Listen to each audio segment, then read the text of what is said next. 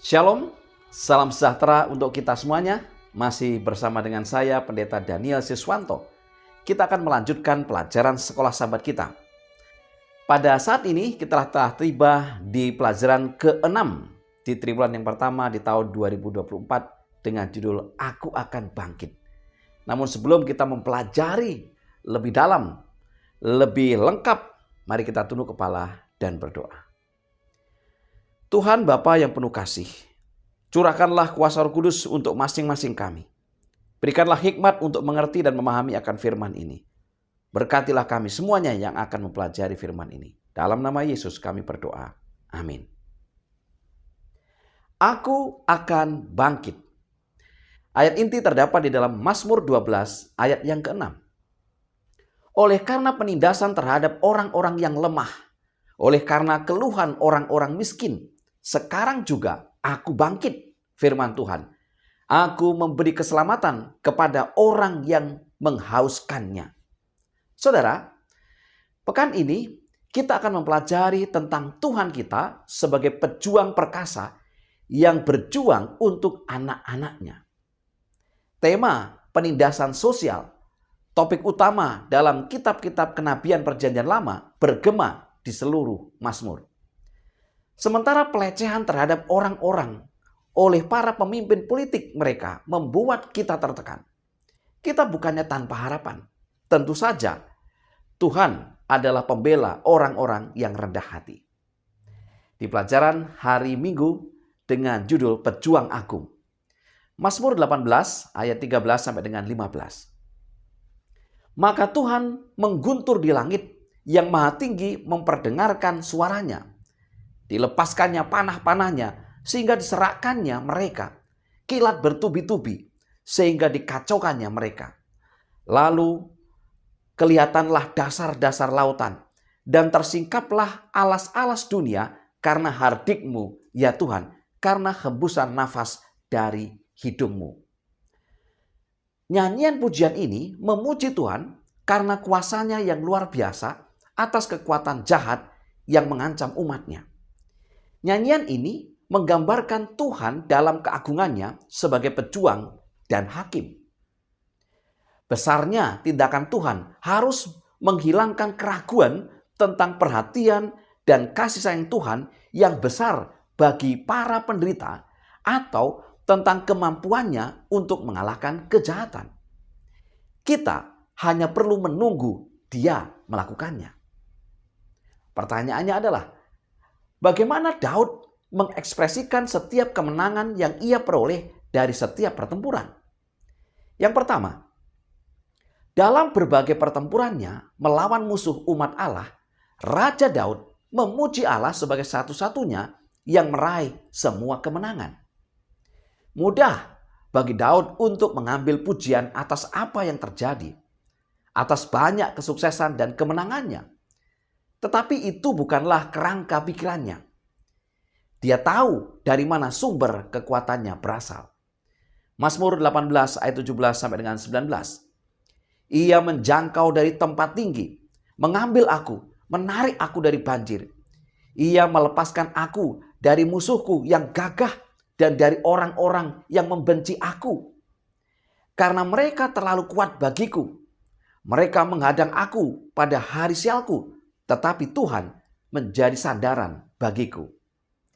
Yang kedua, meskipun Daud menyatakan bahwa Tuhan melatih tangannya untuk berperang, Mazmur 18 ayat 35, tidak ada dalam kitab Mazmur dia mengandalkan keterampilan bertempurnya.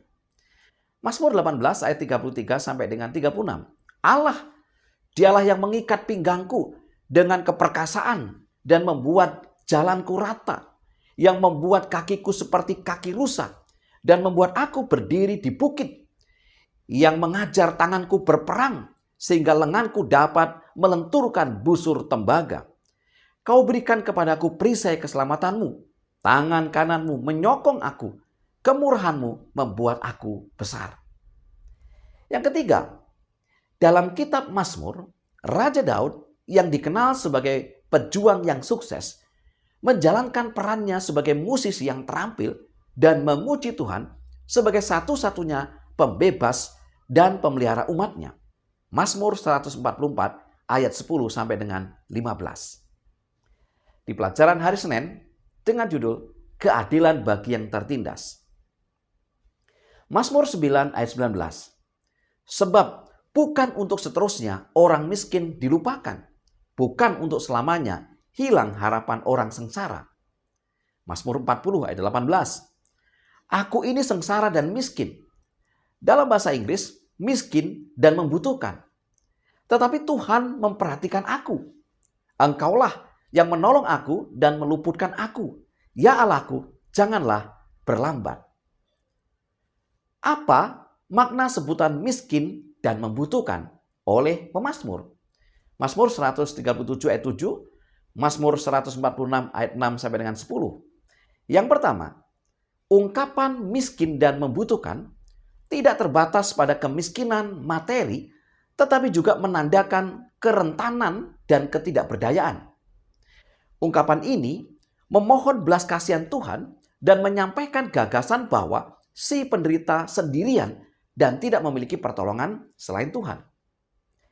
Yang kedua, penggambaran miskin dan membutuhkan juga berkaitan dengan ketulusan, kejujuran, dan kasih seseorang kepada Tuhan dalam mengakui ketergantungannya secara total kepada Tuhan dan meninggalkan segala bentuk kemandirian dan penonjolan diri. Merawat yang kekurangan, Mazmur 41 ayat 2 sampai dengan 4 menunjukkan kesetiaan umat kepada Allah. Kejahatan yang dilakukan terhadap yang rentan adalah dosa yang sangat keji dalam budaya Alkitabiah. Ulangan 15 ayat 7 sampai dengan 11. Kitab Mazmur mengilhami orang-orang yang setia untuk bersuara melawan setiap penindasan. Tuhan Yesus menyamakan dirinya dengan orang miskin dengan menjelma menjadi orang miskin, sehingga melalui kemiskinannya banyak orang menjadi kaya. 2 Korintus 8 ayat 9. Kekayaan Kristus termasuk pembebasan dari setiap penindasan yang dibawa oleh dosa. Dan Dia menjanjikan kepada kita kehidupan kekal dalam kerajaan Allah. Wahyu 21 ayat yang keempat. Yesus Kristus menggenapi janji-janji kitab Mazmur sebagai hakim ilahi yang akan menghakimi setiap perlakuan buruk terhadap orang yang kekurangan serta yang mengabaikan kewajiban terhadap mereka. Matius 25 ayat 31 sampai dengan 46.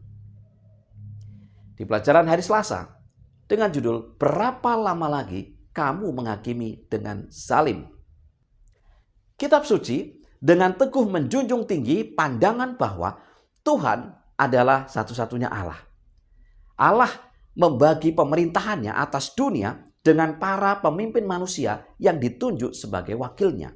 Roma 13 ayat 1. Raja-raja Israel harus menjalankan otoritas mereka sesuai dengan kehendak Allah. Perhatian utama para pemimpin harus memastikan perdamaian dan keadilan di negeri ini dan merawat yang kurang beruntung secara sosial. Hanya dengan begitu, tanah dan seluruh rakyat akan makmur. Tahta raja diperkuat oleh kesetiaan kepada Tuhan, bukan oleh kekuatan manusia.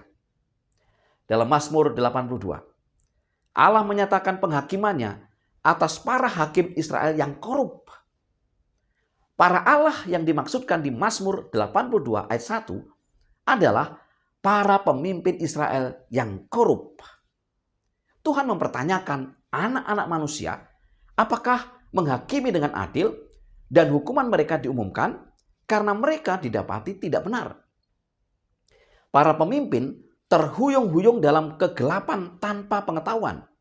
Mazmur 82 ayat 5. Karena mereka telah meninggalkan hukum Allah yaitu terang. Mazmur 119 ayat 105. Meskipun Tuhan memberikan otoritas dan hak istimewa kepada para pemimpin Israel, bahwa mereka disebut anak-anak yang maha tinggi, dan untuk mewakili Dia, Tuhan menolak para pemimpin yang jahat. Tuhan mengingatkan mereka bahwa mereka fana dan tunduk pada hukum moral yang sama seperti semua orang. Tak seorang pun berada di atas hukum Allah. Mazmur 82 ayat 6 sampai dengan 8. Di pelajaran hari Rabu dengan judul Tuangkan Kekesalanmu.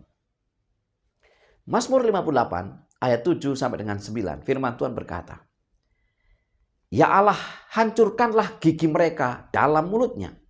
Patahkanlah gigi geligi singa-singa muda, ya Tuhan. Biarlah mereka hilang seperti air yang mengalir lenyap. Biarlah mereka menjadi layu seperti rumput di jalan. Biarlah mereka seperti siput yang menjadi lendir, seperti guguran perempuan yang tidak melihat matahari.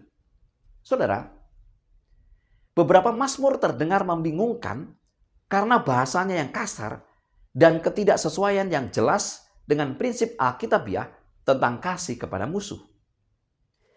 Mazmur-mazmur ini mengekspresikan keinginan untuk balas dendam kepada mereka yang menyakiti pemazmur ataupun orang lain seperti yang ditunjukkan di dalam Mazmur 58 ayat 7 sampai dengan 9, Mazmur 69 ayat 23 sampai dengan 28, Mazmur 83 ayat 10 sampai dengan 18, Mazmur 94 ayat 1 sampai dengan 2, dan Mazmur 137 ayat 7 sampai dengan 9. Namun, ada beberapa hal yang perlu dipahami dengan ungkapan atau ekspresi dari pemazmur tersebut. Yaitu pertama, pemazmur tidak pernah memposisikan dirinya untuk menjadi agen pembalasan. Sebaliknya, dia menyerahkan pembalasan hanya di tangan Tuhan. Yang kedua, mazmur ini adalah proklamasi kenabian tentang penghakiman Allah yang akan datang. Itu bukan hanya doa pemazmur. Mazmur 137 mencerminkan pengumuman penghakiman ilahi atas Babel seperti yang terlihat pada kitab para nabi. Kehancuran yang dibawa orang Babel ke bangsa lain akan kembali menimpa mereka. Di sini, Mazmur menyampaikan peringatan ilahi bahwa kejahatan tidak akan luput dari hukuman selamanya. Yang ketiga, pembalasan Tuhan diukur dengan keadilan dan kasih karunia. Anak-anak Allah dipanggil untuk berdoa bagi penganiaya yang menganiaya mereka dan bahkan mengharapkan pertobatan mereka. Mazmur 83 ayat 19, Yeremia 29 ayat 7. Yang keempat, sambil berusaha menyesuaikan mazmur ini dengan norma Alkitabiah tentang kasih kepada musuh, kita harus berhati-hati untuk tidak mengecilkan pengalaman menyakitkan yang diungkapkan di dalamnya. Tuhan mengakui penderitaan anak-anaknya dan meyakinkan mereka bahwa berharga di mata Tuhan kematian semua orang yang dikasihinya. Mazmur 116 ayat yang ke-15. Saudara-saudara yang dikasihi Tuhan, penghakiman ilahi mewajibkan umat Allah untuk mengangkat suara mereka melawan semua kejahatan dan mencari kedatangan kerajaan Allah dalam kepenuhannya. Mazmur juga memberi suara kepada mereka yang menderita, memberitahu mereka bahwa Tuhan mengetahui penderitaan mereka dan suatu hari keadilan akan datang. Di pelajaran hari Kamis dengan judul Penghakiman Tuhan dan Bait Suci. Mengapa penghakiman Tuhan berhubungan erat dengan bait suci? Yang pertama, bait suci adalah lingkungan di mana pemahaman pemazmur tentang masalah kejahatan diubah. Mazmur 73 ayat 17 sampai dengan 20. Yang kedua, bait suci ditetapkan sebagai tempat penghakiman ilahi sebagaimana ditunjukkan oleh penghakiman Urim, Bilangan 27 ayat 21, dan penutup pada dada imam besar, Keluaran 28 ayat 15, kemudian ayat 28 sampai dengan 30. Yang ketiga, bait suci adalah tempat pengampunan dosa dan pemulihan kebenaran sebagaimana ditunjukkan oleh tutup pendamaian tahta Allah dan korban yang benar. Ulangan 33 ayat 19, Mazmur 4 ayat yang ke-6.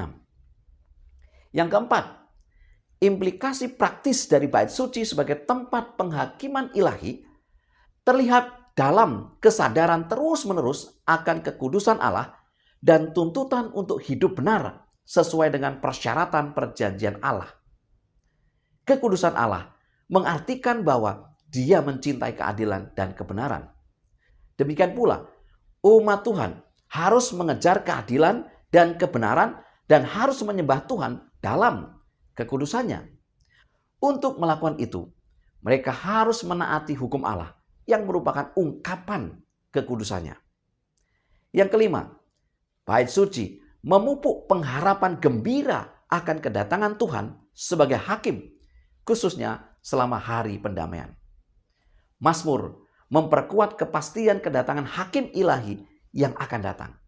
Mazmur 96 ayat 13, Mazmur 98 ayat 9, yaitu Yesus Kristus di bait suci surgawi. Wahyu 11 ayat 15 sampai dengan 19. Saudara-saudara yang dikasihi Tuhan, sebagai kesimpulan pelajaran sekolah sahabat kita pada sahabat hari ini. Yang pertama, nyanyian pujian pemazmur menggambarkan Tuhan dalam keagungannya sebagai pejuang dan hakim. Yang kedua, Yesus Kristus menggenapi janji-janji kitab Mazmur sebagai hakim ilahi yang akan menghakimi setiap perlakuan buruk terhadap orang yang kekurangan serta yang mengabaikan kewajiban terhadap mereka. Yang ketiga, Tuhan menolak para pemimpin yang jahat karena tak seorang pun berada di atas hukum Allah. Yang keempat, Mazmur memberi suara kepada mereka yang menderita, memberitahu mereka bahwa Tuhan mengetahui penderitaan mereka dan suatu hari keadilan akan datang. Dan yang kelima, umat Tuhan harus mengejar keadilan dan kebenaran dan harus menyembah Tuhan dalam kekudusannya dengan menaati hukum Allah. Itulah pelajaran sekolah sahabat pada pekan ini yang bisa saya bagikan. Semoga menjadi berkat bagi kita. Mari kita tunduk kepala dan berdoa. Tuhan Bapa yang penuh kasih, kembali kami memohon agar kecurahan Roh Kudus menjadi bagian kami. Roh Kudus yang akan memberikan hikmat pengertian kepada masing-masing kami, sehingga kami memahami akan firman ini. Berkati seluruh umat-umat Tuhan, pemirsa dimanapun mereka berada. Biarlah mereka boleh mendapatkan berkat melalui firman Tuhan ini. Terima kasih ya Tuhan. Ampunilah pelanggaran dosa kami. Dalam nama Yesus kami berdoa. Amin. Saudara-saudara yang dikasihi Tuhan, biarlah kita terberkati melalui pelajaran sekolah sahabat ini. Mari kita terus mempelajari firman Tuhan. Selamat sahabat, Tuhan memberkati.